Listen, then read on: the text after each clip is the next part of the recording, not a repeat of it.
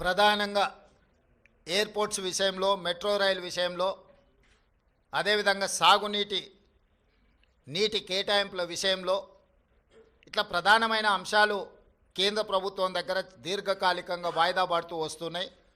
రేపు ఎవరైనా మంత్రులు అందుబాటులో ఉంటే అది డిఫెన్స్ కావచ్చు, అర్బన్ డెవలప్మెంట్ కావచ్చు, జలశక్తి కావచ్చు, ఎయిర్పోర్ట్ అథారిటీ రిలేటెడ్ ఇష్యూస్ కావచ్చు, మంత్రులు ఎవరైనా ఉంటే రేపు అపాయింట్మెంట్స్ ఒకవేళ దొరికితే అందుబాటులో ఉన్న ఎంపీలు, అందుబాటులో ఉన్న మంత్రులము ఆయా కేంద్ర మంత్రులను కలిసి రాష్ట్రానికి రావాల్సిన నిధులను, అనుమతులను రాబట్టుకోవడానికి ప్రయత్నం చేస్తాము. ఈ ఢిల్లీ పర్యటన ఇంతే. కొంతమంది హరాజ్ పాట పాడినట్టు 26సారి, 27సారి, 28సారి అని ఇట్లా హరాజ్ పాటలు పాడుతారు. వాళ్ళలాగా పైరవీల కోసమో, కాళ్ళు పట్టుకోవడానికో, కేసులను ఎత్తేయించుకోవడానికో, మోడీ ముందు మొక్కలిడడానికో ఢిల్లీకి వెళ్ళడం లేదు.